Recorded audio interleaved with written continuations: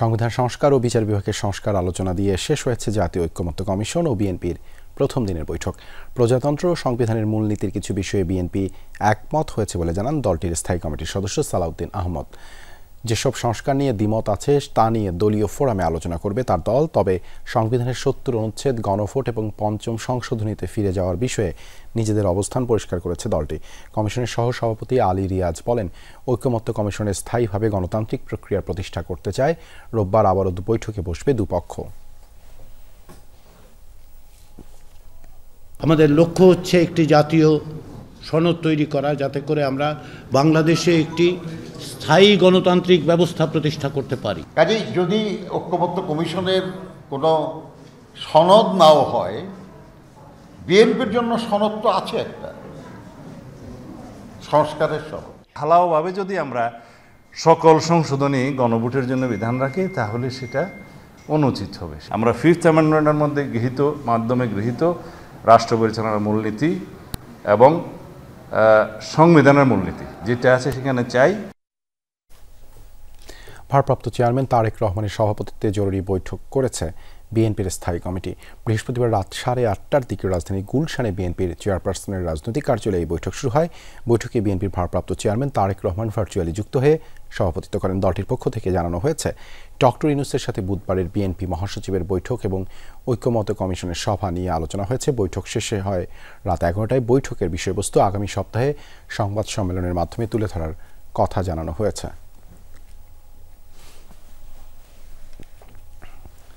সংস্কার ও বিচার নিশ্চিত করেই নির্বাচন দিতে হবে, তবে কোনোভাবেই অতিরিক্ত সময় নেওয়া যাবে না, এমন মন্তব্য করেছেন জামায়াতে ইসলামীর আমির ডাক্তার শফিকুর রহমান। সম্প্রতি ইউরোপীয় ইউনিয়নের আমন্ত্রণে বেলজিয়াম সফর করে ডাক্তার শফিক সহ দলটির 5 সদস্যের প্রতিনিধি দল। এ বিষয়ে বিস্তারিত তুলে ধরতে রাজধানীর একটি হোটেলে সংবাদ সম্মেলন করে দলটি। আমির বলেন, নির্বাচন এমনভাবে করতে হবে যেন প্রশ্নবিদ্ধ না হয়। জামায়াতের আমির জানান, সংস্কার ছাড়া দেশে কোনো নির্বাচন কাজে আসবে না। ইউকে এমনটাই জানানো হয়েছে। লন্ডনে খালেদা জিয়ার সাথে রাজনৈতিক বিষয়ে আলোচনা হয়েছে বলেও জানিয়েছেন জামায়াতের আমির।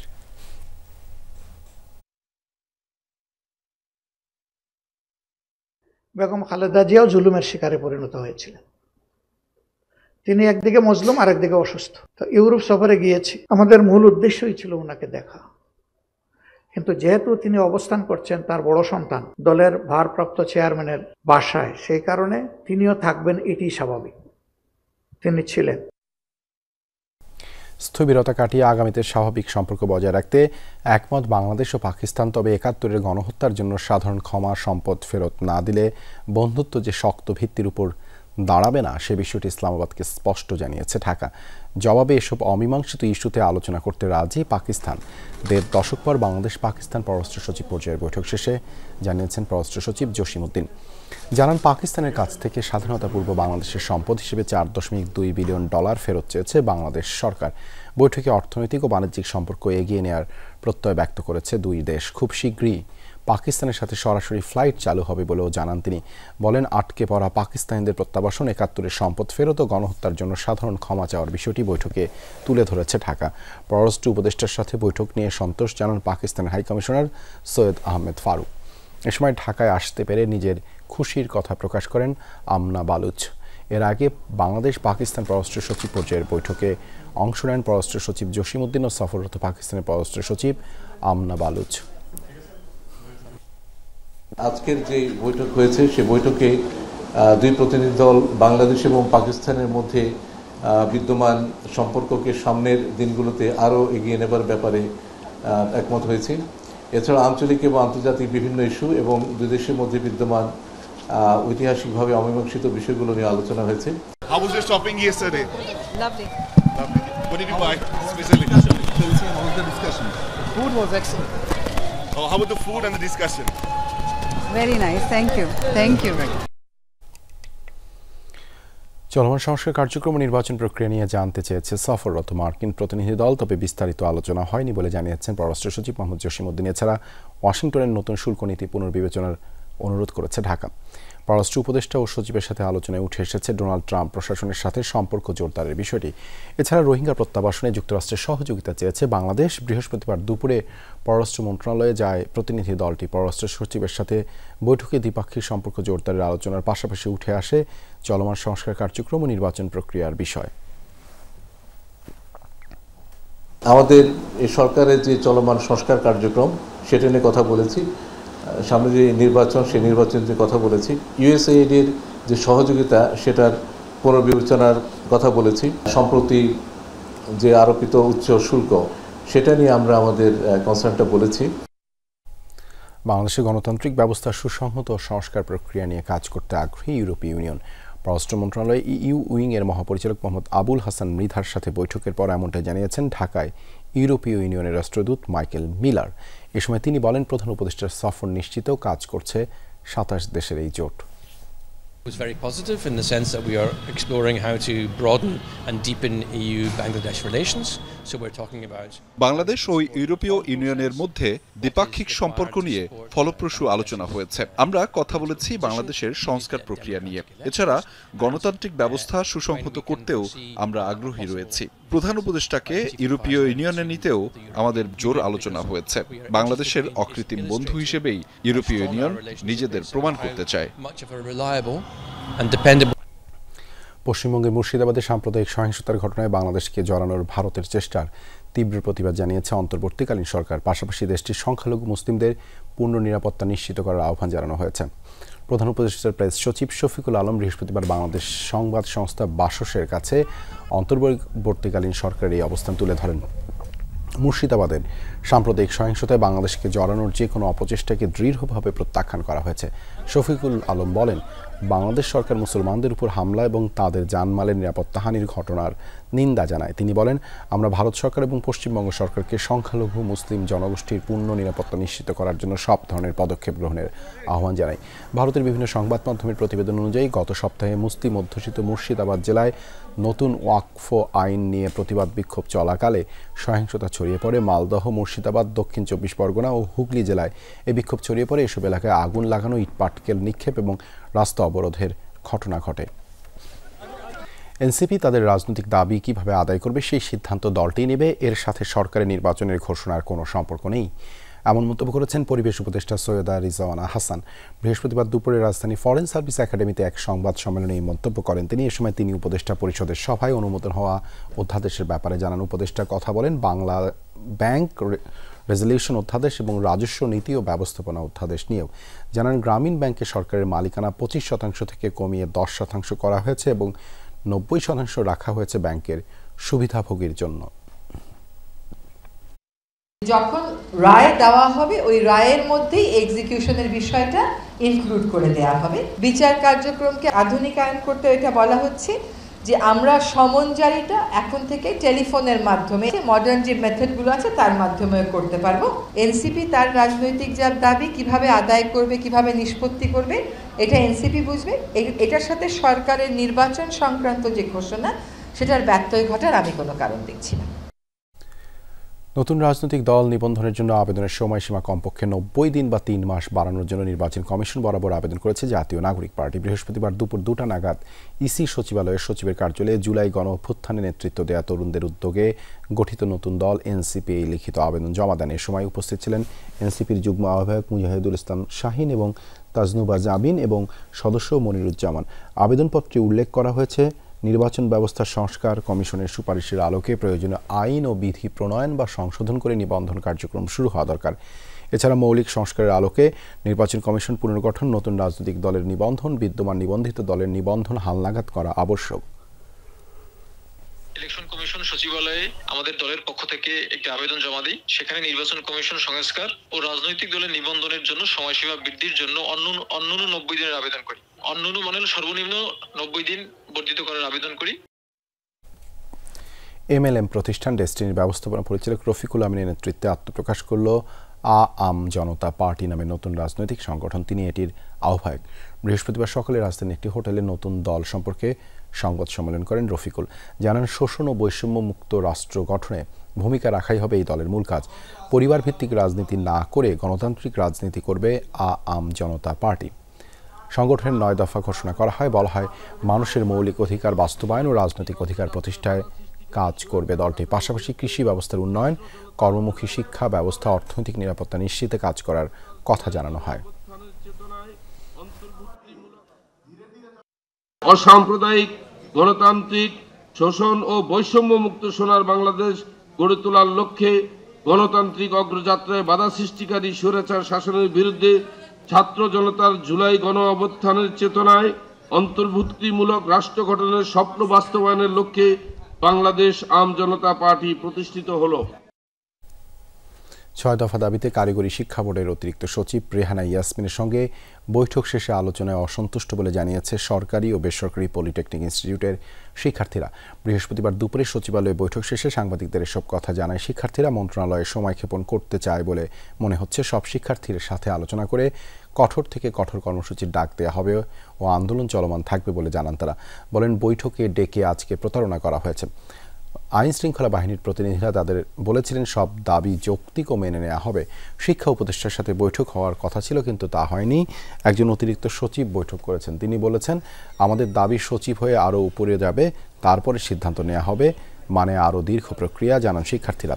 বলেন, দীর্ঘ 8 মাস ধরে আন্দোলন করছেন তারা। বলেন, বাধ্য হয়েই জনদুর্ভোগের মতো কর্মসূচি দিতে হয়েছে। জানান, সামনের দিনে জনদুর্ভোগ কমাতে চেষ্টা করবেন তারা।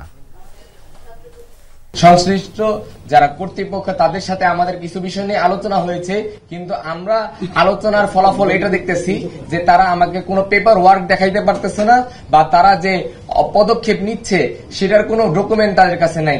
আমরা যে আশ্বাস পেয়েছি, এই আশ্বাস আমরা বিগত 8 মাস থেকে এর থেকে ভালো আশ্বাস পেয়েছি, কিন্তু বাস্তবায়ন আমরা দেখি। কর্মসূচি আমাদের যেভাবে চলমান ছিল সেভাবে চলমান থাকবে। আমাদের জনদুর্ভোগ যতটা কমিয়ে আমাদের আন্দোলন পরিচালনা করে সেটা আমরা চেষ্টা করব। এদিকে বৈঠক ফলপ্রসূ না হওয়া এবং কুমিল্লা বিভাগীয় পলিটেকনিকে আক্রমণের প্রতিবাদে দেশের সকল পলিটেকনিক ইনস্টিটিউটে মশাল মিছিল করেছে শিক্ষার্থীরা। বৃহস্পতিবার সন্ধ্যা 7:30টায় একযোগে এই মশাল মিছিল শুরু হয়। ঢাকা পলিটেকনিক ইনস্টিটিউট ক্যাম্পাসেও হয় মিছিলেতে 1.5 শতাধিক শিক্ষার্থী অংশ নেয়।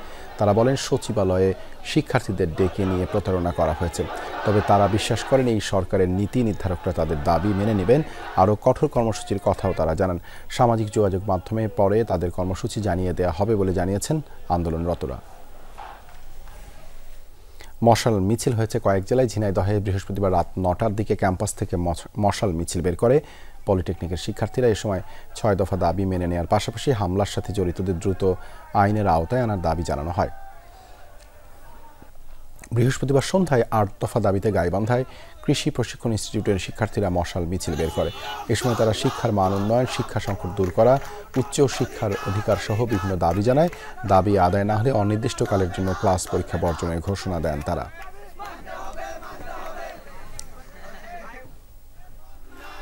টাঙ্গাইলের দেওলায় পলিটেকনিক ইনস্টিটিউটে মশাল মিছিল বের করে শিক্ষার্থীরা।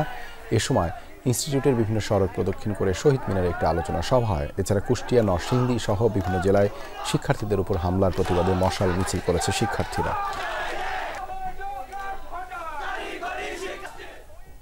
রাজশাহীতে মেয়েকে উত্ত্যক্ত করার ঘটনায় প্রতিবাদ করলে বাবাকে হত্যার অভিযোগ উঠেছে বখাটেদের বিরুদ্ধে।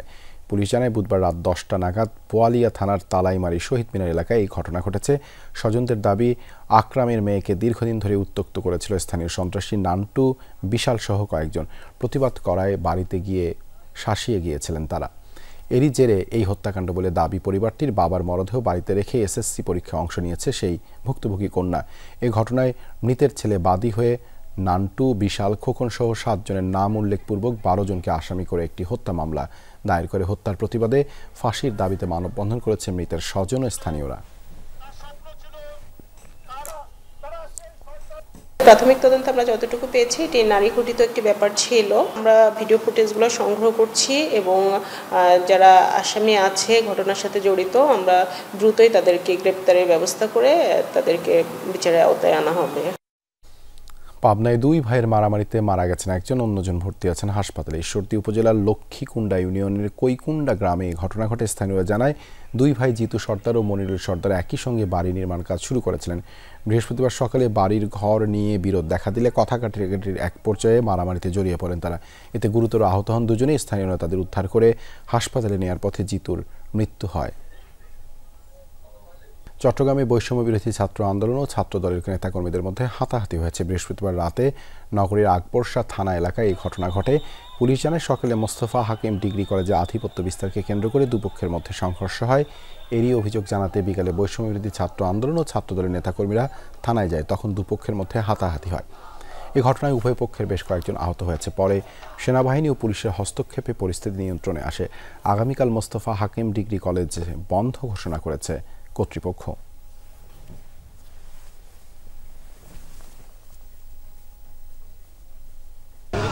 ওরা সমন্বয় নামদারি ছাত্রলীগ, নিষিদ্ধ ছাত্রলীগ, ওরা কোনো সমন্বয় না, সমন্বয়ের নাম বিক্রি করতেছে।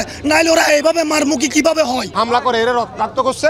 বর্তমানে চট্টগ্রাম মেডিকেল কলেজ হাসপাতালে ট্রিটমেন্ট নেওয়ার জন্য গেছে। শিক্ষার্থী বাইরে ছিলেন, তার উপর অতর্কিত তারা হামলা করে এবং তার অবস্থা খুবই আশঙ্কাজনক, গুরুতর। এবং এখন সে মেডিকেল থেকে যে এখানে আসবে সে অবস্থাও নাই এবং আমরা বেরোতে পারতেছি না। এখানে আমরা এখানে প্রায় আড়াই ঘন্টা ধরে এখানে অবরুদ্ধ অবস্থায়, জিম্মি অবস্থায় আছি। আমরা চাইবো ছাত্রলীগের মতো আন্দোলন যারা করবে তাদেরকে আমরা এটাই বলবো, আপনারা একটু পিছনে ফিরে জুলাইকে দেখবেন এবং জুলাইয়ে যেভাবে আমরা রুখে দিয়েছিলাম ঠিক সেভাবে আমরা আবার রুখে দেব। টানা দুদিন ঢাকায় ঝোড়ো হাওয়া সহ ভারী বৃষ্টিতে স্বস্তি এলেও বিভিন্ন সড়কে দেখা দেয় জলাবদ্ধতা। বৃহস্পতিবার দুপুর 12টা থেকে রাজধানী জুড়ে মুষলধারে বৃষ্টি শুরু হয়। প্রায় ঘণ্টাখানেক চলা বৃষ্টিতে জনজীবনের স্বস্তি নেমে আসে। তবে রাজধানী কালশী, মিরপুর সহ বিভিন্ন এলাকার সড়কে ময়লা ও কাদা পানি জমে যায়। এতে সবচেয়ে বেশি ভোগান্তিতে পড়েন পথচারী ও এসএসসি পরীক্ষার্থীরা। ময়লা পানি পার হয়ে তাদের ঘরে ফিরতে হয়। এমন বৃষ্টিতে সড়কে পানি জমে যাওয়ায় প্রশ্ন উঠেছে ড্রেনেজ ব্যবস্থা নিয়ে। ভুক্তভোগীরা বলছেন, বর্ষা মৌসুমের আগে ড্রেনেজ ব্যবস্থা উন্নত করা না হলে ভোগান্তি আরও বাড়বে। আবহাওয়া অফিসের পূর্বাভাস, রাজধানী সহ দেশের বিভিন্ন জেলার উপর দিয়ে দমকা থেকে ঝোড়ো হাওয়ার সাথে বৃষ্টি ও বজ্রবৃষ্টি হতে পারে। আগামী রোববার পর্যন্ত সারা দেশে রয়েছে বৃষ্টির সম্ভাবনা। 10 মিনিট বৃষ্টি হলেই কালচি রোড মনে করেন পুরা বন্যার মতন একটা অবস্থা হয়ে যায়। যে আসে কাজ করে, কাজ তো হয় কিন্তু সমস্যার সমাধান হয় না। রোড বানানোর আগে আমাদের এত পানি জমতো না, এখানে যেভাবে হোক চলে যায়। এই রোড বানানোর পর, এই রোড ঠিক করার পর আরো পানি জমে যায়। এই সমস্যা অনবরত আমরা ভোগ করতেছি। এখনো বর্ষা আসে নাই। বর্ষার আগে যদি এ ধরনের অবস্থা হয়, বর্ষার পরে কি হবে? ব্যবসা গরমের পর দেশের বিভিন্ন স্থানে মুষলধারে বৃষ্টি হয়েছে। বৈশাখের তৃতীয় দিনে রংপুর, ফেনী সহ দেশের বিভিন্ন জেলায় বৃষ্টিতে ভোগান্তিতে পড়ে স্কুল কলেজের শিক্ষার্থী এবং পরীক্ষার্থীরা। আবহাওয়া অফিস জানিয়েছে, ভোরে মুষলধারে বৃষ্টি হয় রংপুর সহ আশেপাশের কয়েকটি এলাকায়। এ সময় 58.2 মিলিমিটার বৃষ্টিপাত রেকর্ড করে আবহাওয়া অফিস। সাথে ছিল 28 নটিক্যাল মাইল বেগে দমকা হাওয়া। বৃষ্টিতে বিভিন্ন স্থানে পানি জমে যায়। সবজির গাছ মাটিতে লুটিয়ে পড়ে অনেক এলাকায়।